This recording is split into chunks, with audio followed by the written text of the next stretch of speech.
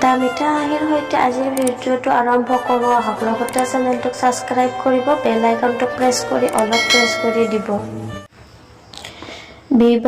বিয়াৰ আগে আগে মোৰ হ'বলগীয়া শাহু আই মোক দেখি কৈছিল, মাইনা, তোমাক আমি মৰমত ৰাখিম। তুমি আমাৰ একমাত্ৰ ল'ৰাটোৰ সৈতে বিয়া হোৱা। তোমাৰ যি ইচ্ছা সকলো আমি পূৰণ কৰিম। মাত্ৰ তুমি এই বিয়াত ৰাজি হোৱা। মোৰ ল'ৰাটোৱে তোমাক বহুত ভাল পায়। কথা দিছোঁ, তোমাৰ পঢ়া-শুনাত কোনো সমস্যা নহ'ব। সেয়া মই চম্ভালিম। সৰুৰে পৰাই পাৰিবাৰিক অচঞ্চলতাৰ মাজত মই ডাঙৰ হৈছিলোঁ। চহৰত দেউতাৰ সৰু-সুৰা এখন দোকান আছিল। তাৰ ওপৰতে নিৰ্ভৰ কৰি চলিছিল আমাৰ সৰু পৰিয়াল। দেউতাৰ মৃত্যুৰ সময়তে প্ৰতিজ্ঞা লৈছিলোঁ, এদিন মই চাকৰি কৰি মাৰ আধা ৰৈ যোৱা সপোনবোৰ পূৰ কৰিম।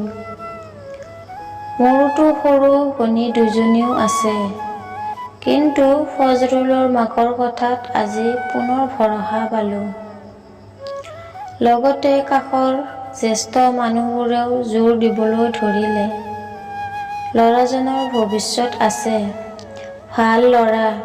বয়স পাৰ হৈ গ'লে এনে ল'ৰাই চাবলৈ নাহে। মায়ে জোৰ দিবলৈ ধৰিলে।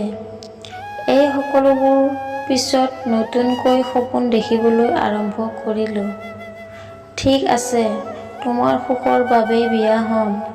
গ্ৰেজুৱেশ্যন কমপ্লিট কৰিম। নিজৰ ভৰিত থিয় দিম।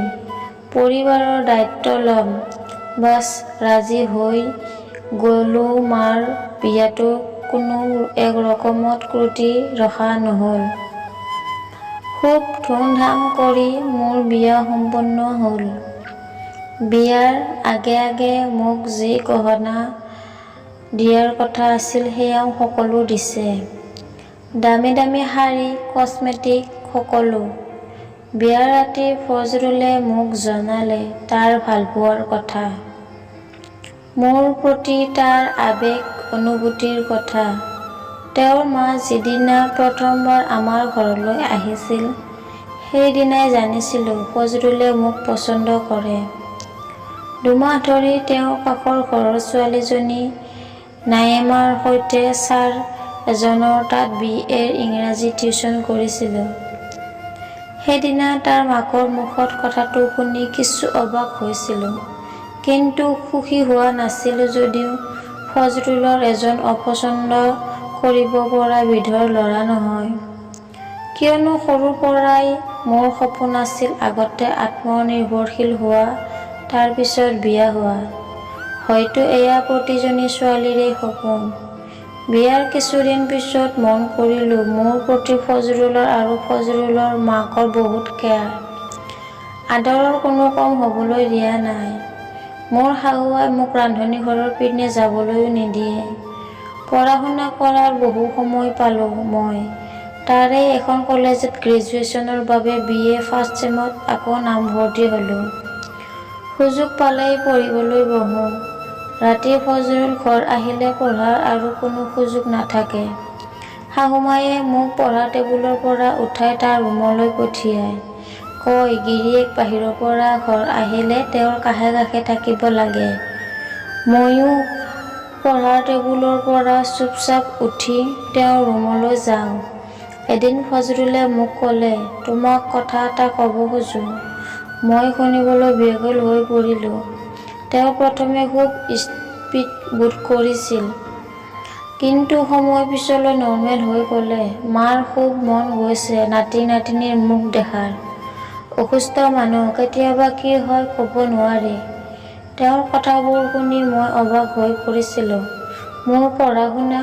তোমাৰ মতে তুমি পঢ়িবা, বেবীটো মায়ে যত্ন ল'ব। তাৰ বাবে তুমি অলপো টেনচন ল'ব নালাগে। ফজৰুলৰ কথাত ভৰসা কৰি ময়ো বেবী জন্ম দিয়াৰ সিদ্ধান্ত ল'লোঁ। 9 মাহ পিছত কোলাত এজনী ধুনীয়া ছোৱালী সন্তান আহিল। 6 মাহলৈ তাইক কাষৰ পৰা আঁতৰি আহিব নোৱাৰোঁ।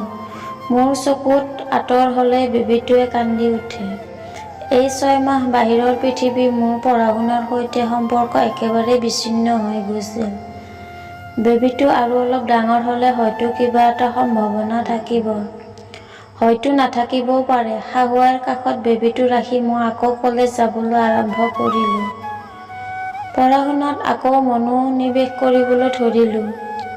কিন্তু হঠাৎ এদিন শাহুৱাৰ ষ্ট্ৰোক হ'ল। 2 দিন হস্পিটেলত ৰহাৰ পিছত হঠাৎ খবৰ আহিল তেখেত আৰু নাই। মোৰ সপোনবোৰ সিদিনা একেলগে কবৰত বহাই দিছিলোঁ। সিদিনাৰ পৰাই মোৰো যেন মৃত্যু হৈ গৈছে। মোৰ সপোন প্ৰতিজ্ঞা সকলোখিনি আজি পৰ্যন্ত মুক্ত কৰিব পৰা নাই। কেতিয়াবা ভাবোঁ সৰু সৰু একোটা সিদ্ধান্ত জীৱনৰ ডাঙৰ বাট একোটা বন্ধ কৰে। হাই মোৰ প্ৰতিজ্ঞা। হা হা হা উফ বেবীটোৱে আকৌ কান্দিছে। ৰ'বচোন অলপ আকৌ বাকী ৰৈছে। মই ভাবোঁ এজনী ছোৱালীৰ বাবে প্ৰথমে তাইৰ সপোনটো আগতে। বিয়া আৰু এইবোৰ পিছৰ কথা। মোৰ মতে সাধাৰণ কথা। আমাৰ জ্যেষ্ঠ মানুহবোৰে আৰু সমাজে সেয়া বুজা উচিত। মনবোৰক বান্ধি ৰখাৰ সলনি এবাৰ অন্ততঃ বুজা উচিত। হয়তো কালি যিজনী ছোৱালী আপোনাক বিয়া দিবলৈ ওলাব তাইক অন্ততঃ এবাৰ সোধক, হেপী নে? তোমাৰো কিবা সপোন আছেনে? তুমি কি ক'ব বিচাৰা? আচলতে জীৱনটো তাইৰ। কাৰো সপোন ভঙাৰ অধিকাৰ সমাজৰ নাই। কিয়নো সমাজে নিজেই নাজানে এজনী ছোৱালীয়ে বুকুত কিমানটা সপোন ভাঙি আৰু গঢ়ি বিয়া হয় আৰু বিয়াৰ পিছতো কিমানটা সপোন ছাই হৈ যায়। বন্ধু-বান্ধৱীসকল, ভিডিঅ'টো যদি ভাল লাগিল তেনেহ'লে লাইক, ছাবস্ক্ৰাইব এণ্ড শ্বেয়াৰ কৰিব বুলি আশা ৰাখিলোঁ।